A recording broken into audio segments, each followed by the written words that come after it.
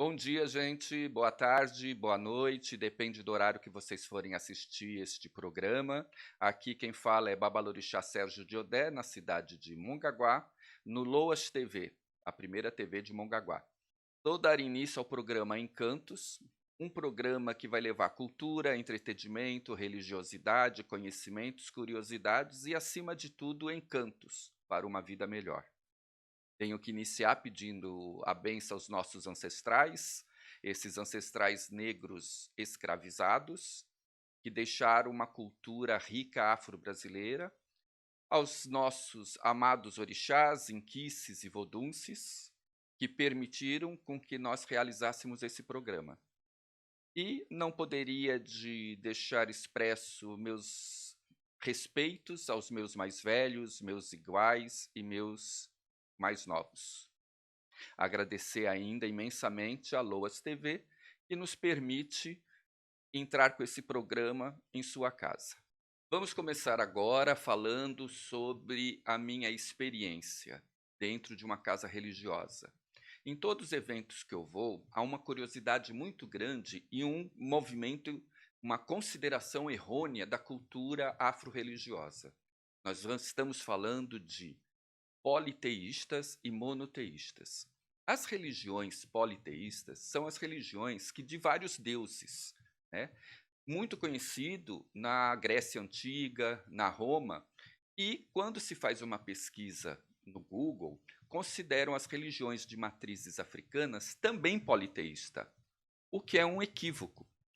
Nossa religião, ela tem vários orixás que nós cultuamos, várias divindades, mas todas são oriundas de um único Deus, o que não é bem visto, talvez, por alguns estudiosos. Então, nós gostaríamos de deixar claro que o culto afro-religioso ele é totalmente monoteísta, assim como o culto da Igreja Católica ou o cristianismo. O cristianismo ele tem um Deus que se divide na Santa Trindade, né? Deus, Jesus Cristo e o Espírito Santo, e daí sai vários santos de devoção católica. O nosso é diferente. Ele tem exatamente o Deus que se divide em vários orixás. Então, nossas divindades todas são oriundas, são pertencentes a uma divindade só. Muitas pessoas me perguntam o que são os orixás. Então, eu vou explicar. Os orixás são a energia da natureza. A terra, o ar, a água e o fogo. Aquilo que dá vida, que tem como objetivo o desenvolvimento, o crescimento das pessoas e do planeta. Eles são divindades oriundas de um único Deus que os criou.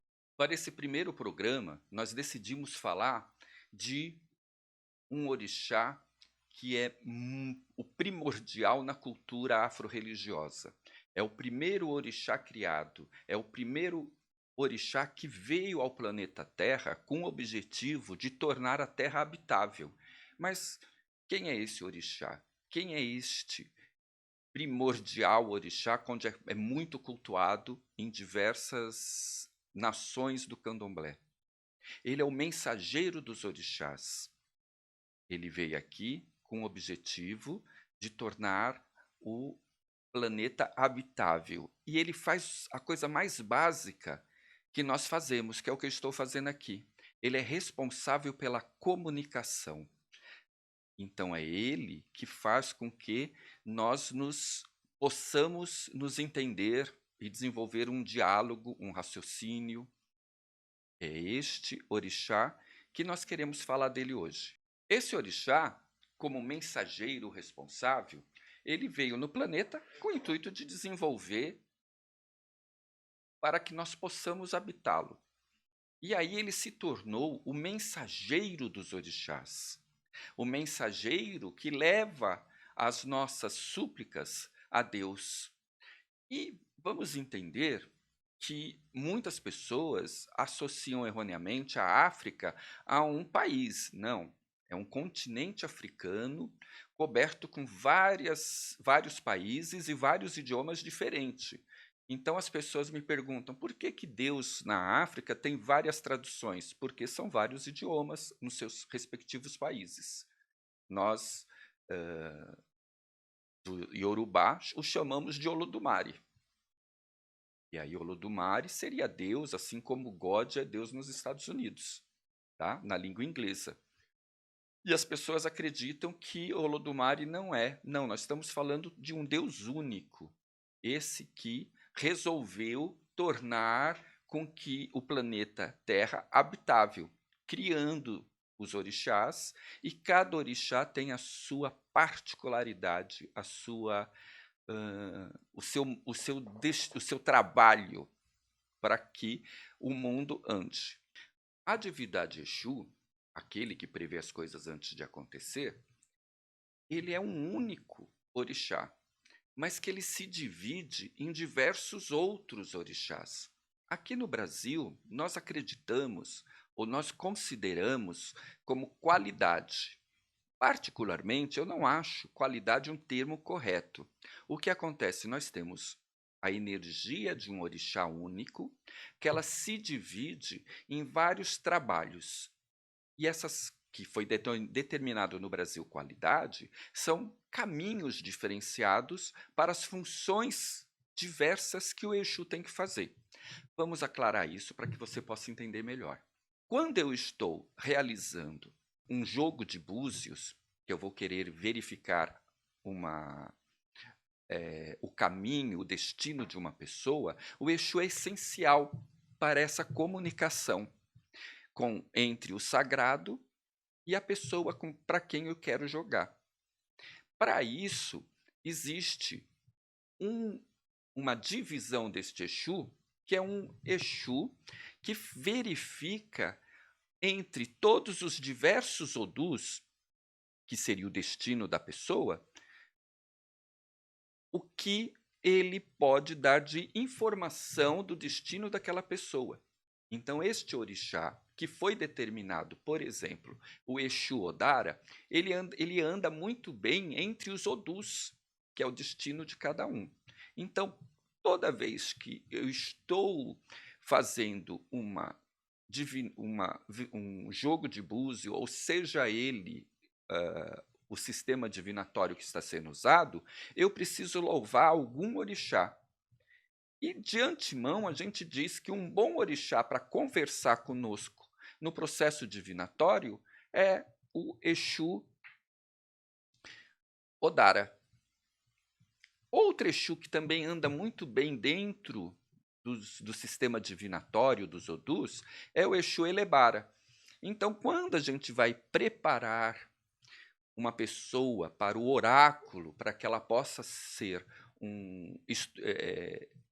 jogar búzio, nós ensinamos, nós montamos um fundamento dentre algum Exu que possa caminhar dentro desses Odus e que traga a informação necessária. Então, o Exu ele se divide em diversos. Quando a pessoa tem um problema de caminho, o Exu responsável pelos caminhos é o Onã. Exu Onã, o Senhor dos Caminhos. Mas isso não quer dizer que este Exu são vários Exus. Não, nós temos uma energia única, que é um Exu, que ele se divide em pequenas funções, e conforme a sua função, ele tem o seu nome. Então, nós temos um orixá, que é considerado primordial, que ele se divide em vários, e que vai ajudar na criação do planeta, na criação de tudo. E se torna extremamente primordial. Entretanto, vale informar que não existe um orixá mais forte do que outro ou um mais principal que o outro. Todos são necessários para desenvolver as suas funções independentemente. Eu escuto muita gente falar: o meu Exu é melhor, o meu Exu é isso, o meu orixá é aquilo, e é uma maneira errônea. Não existe o mais principal. O que existe é que a união de todos para que as coisas aconteçam. Verificando esta posição, nós temos uma coisa que nos incomoda. Por quê? É notório a força do orixá Exu, mas quando na época da escravização, quando os negros foram escravizados, e aí a gente dá um parêntese.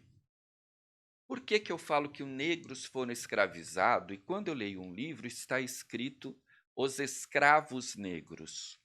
Nenhuma pessoa nasce escrava. Ela foi escravizada. De repente, os livros foram escritos pelos brancos colonizadores e utilizaram o ponto de vista dele. Então, aqui eu faço esse parêntese, porque que eu gosto de dizer negros escravizados e não escravos, como é dito nos livros. Nós precisamos mudar essa história e dizer a realidade dos fatos. Então, voltando ao passado, quando os negros eram escravizados, os colonizadores perceberam da grande importância deste orixá. E aí a história diz que foi de uma maneira sem querer que os colonizadores resolveram associar o grande orixá Exu ao diabo.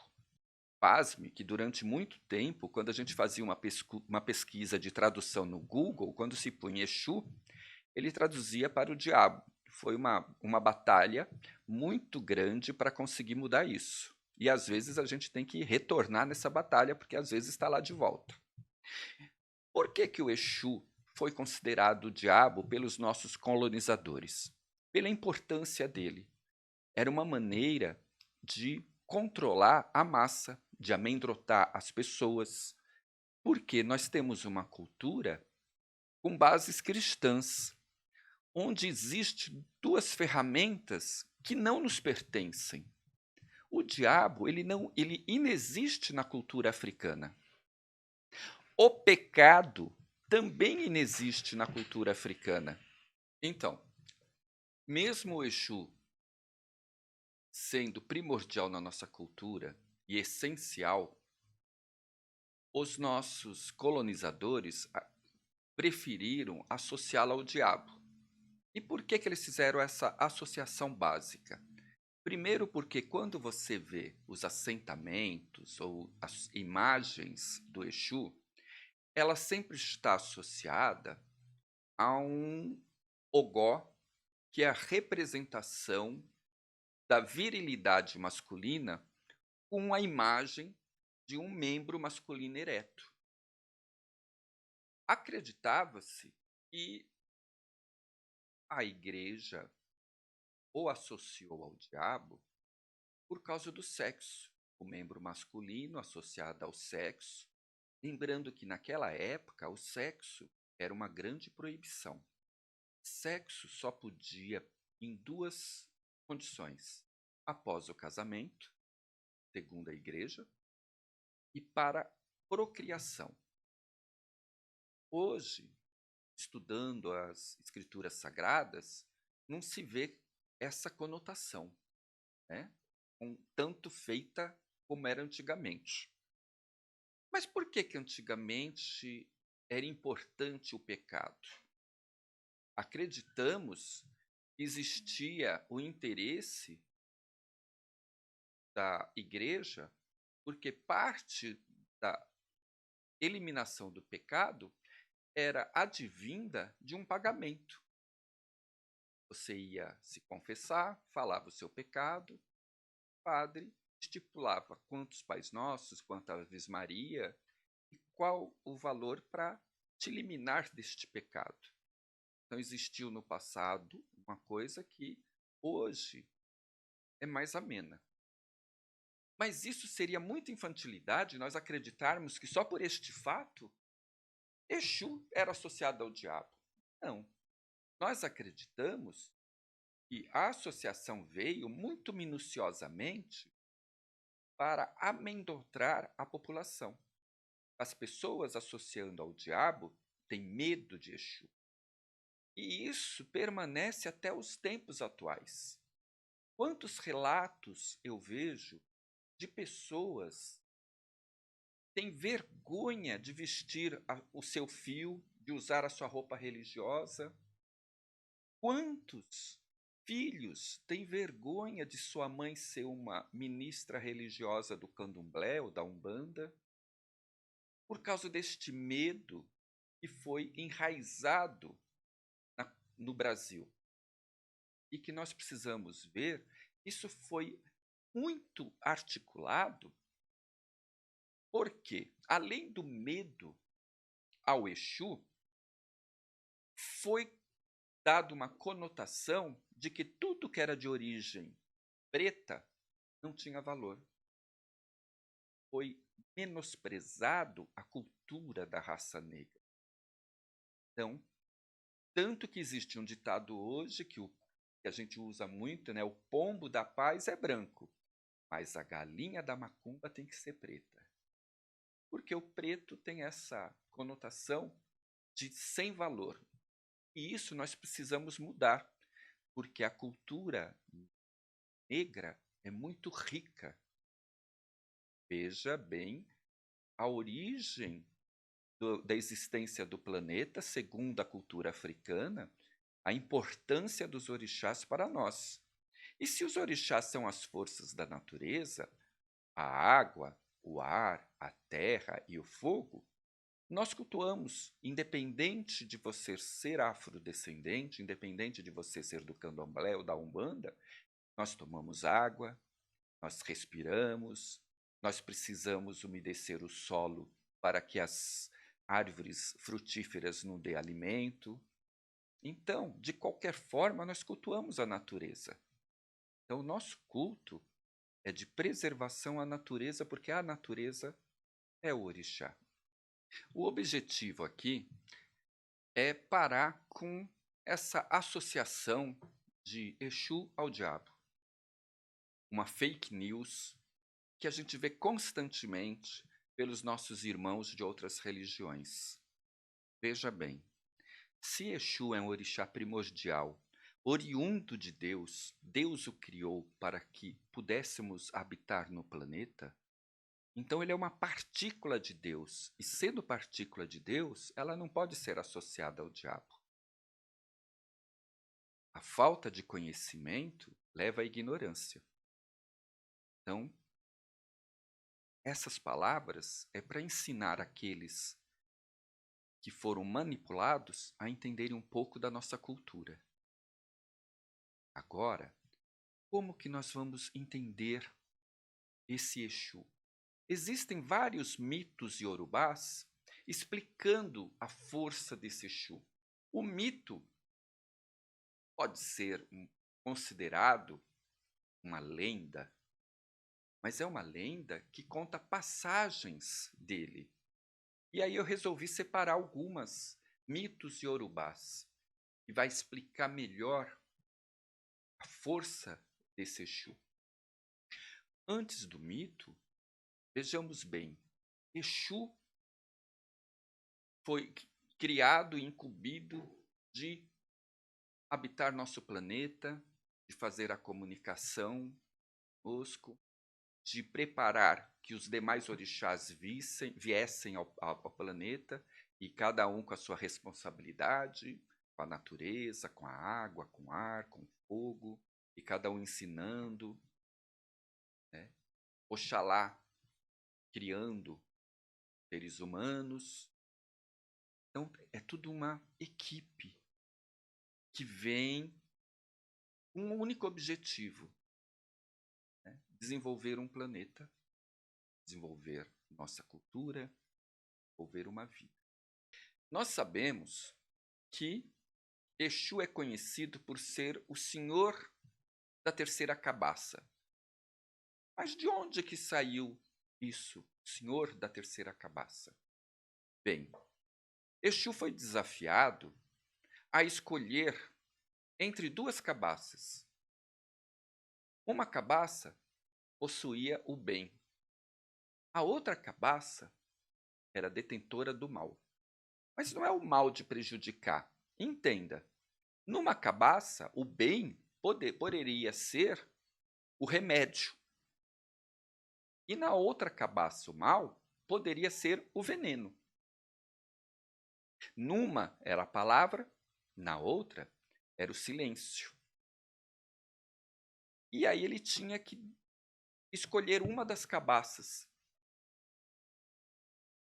Exu, usando da sua inteligência, ele pegou-se uma terceira cabaça, abriu ambas, as duas, e misturou tudo na terceira cabaça, criando a terceira cabaça. Onde, ao criar essa terceira cabaça, que é a mistura das coisas boas com as coisas não boas, ele fez com que o veneno pudesse ser a cura e o remédio pudesse ser o veneno. Como assim? Vejamos bem. Hoje é muito notório. Se eu me medicar e exagerar no remédio, aquele remédio que foi feito para me curar vai ser um veneno para mim. Por outro lado, muitos dos remédios existentes foram tirados venenos.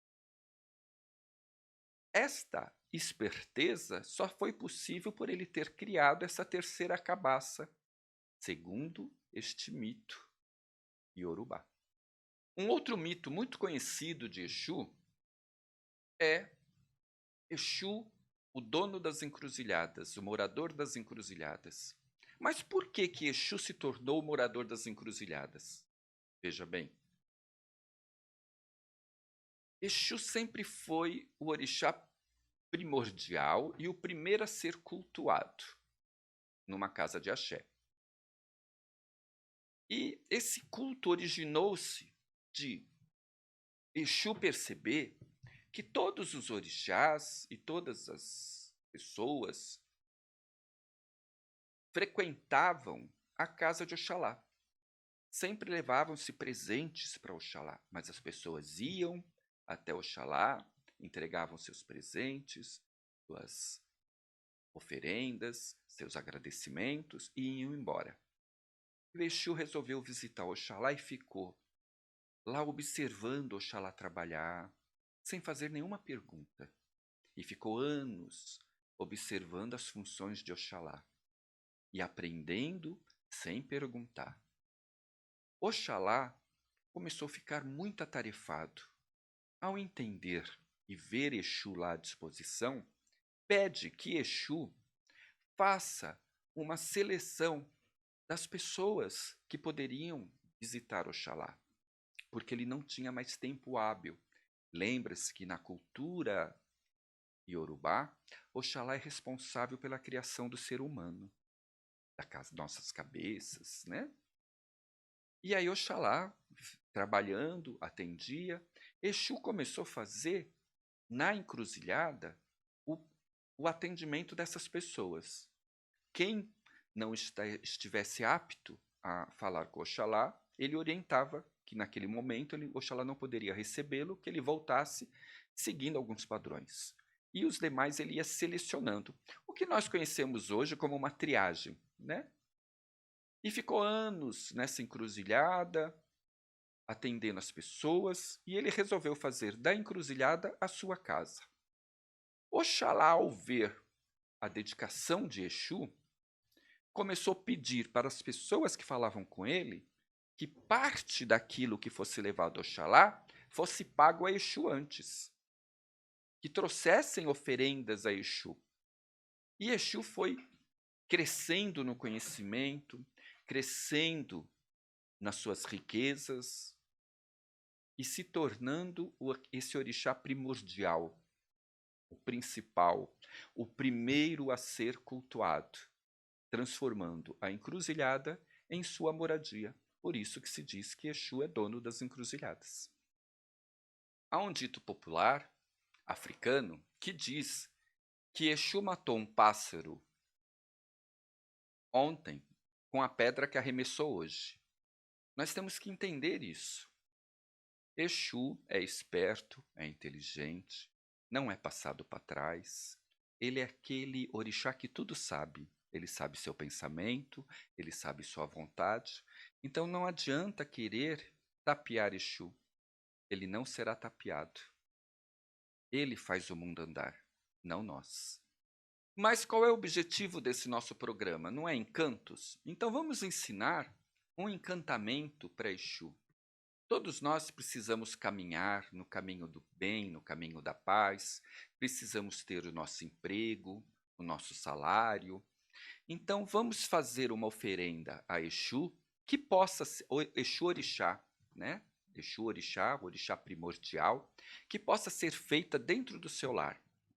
Eu tenho o hábito de adquirir uma penca ou uma dúzia de bananas prata verde, bem verde, na feira.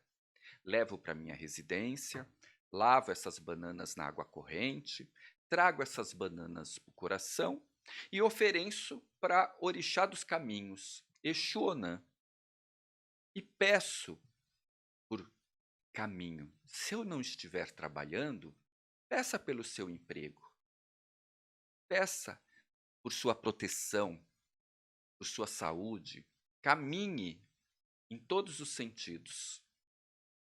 Coloque essas frutas numa travessa, numa fruteira e deixe dentro da sua casa.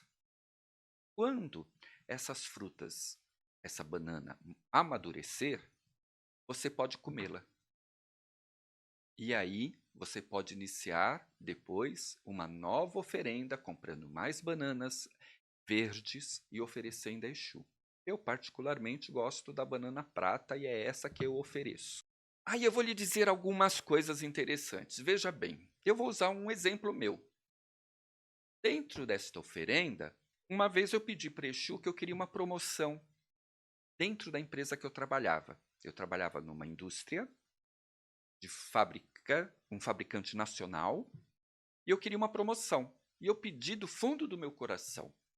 Passou algum tempo, eu fui chamado pelo presidente da empresa e fui notificado que o gerente do meu setor iria ser promovido para diretor. E iria no meu setor surgir uma vaga para gerente. Só que olhando a minha ficha no departamento pessoal, naquela época eu não era formado. E a empresa não aceitava gerente sem diploma. O que fizeram? Veja bem, eu fiz um pedido, Exu me atendeu, porque a oportunidade surgiu, mas eu não estava preparado para esta oportunidade. Então não adianta você também ficar pedindo e não se preparar. Eu tive a sorte que, como eu já trabalhava nesta empresa há muitos anos, o presidente da empresa permitiu que eu estudasse e aguardou 4 anos para eu apresentar o diploma para eles. E eu me formei em comércio exterior, que era a minha atuação na época. Mas muitas empresas não vão lhe esperar. Então, estude, vá procurar emprego, emita o seu currículo, dedique-se, prepare-se, que os seus caminhos serão abertos, mas você tem que estar preparado para esta oportunidade.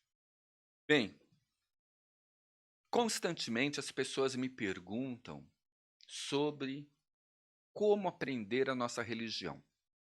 A nossa religião, candomblé em específico, se aprende por via oral, né? Frequentando, o zelador, o ministro religioso, explica as funções, explica a harmonia, os sincretismos, e vai dando várias informações, tudo por maneira oral. Muita coisa pode ter se perdido por causa disso, porque na nossa cultura não se há o hábito de se escrever. E aí eu venho aqui, seguindo essa filosofia e atendendo o pedido de muitas pessoas, orientar.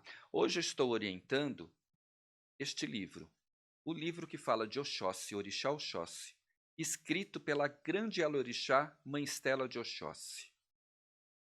E por que eu escolhi este livro neste primeiro episódio para falar dele? porque eu tenho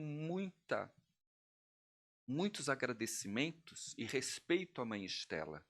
Ela nos deixou, ela partiu, mas foi, acredito, uma das primeiras mães de santo que defendia o candomblé escrito, para que nós possamos deixar para as novas gerações, alguma informação.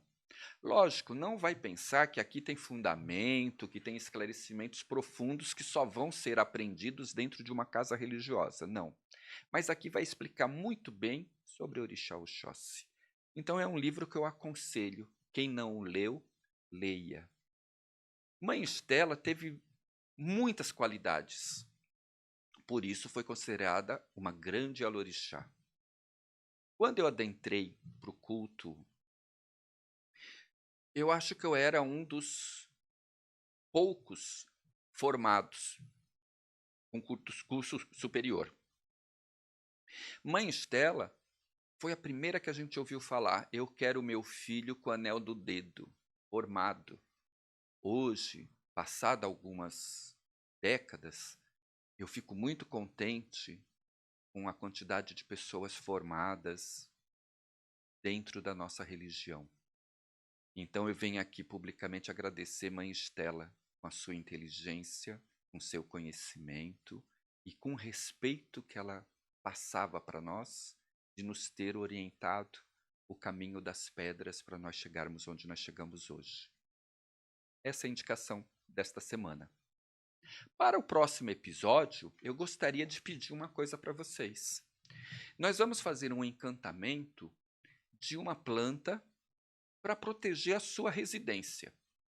Então, se você puder ter em suas mãos, em sua casa, uma espada de São Jorge, mas não na água, uma espada de São Jorge com raiz num vaso.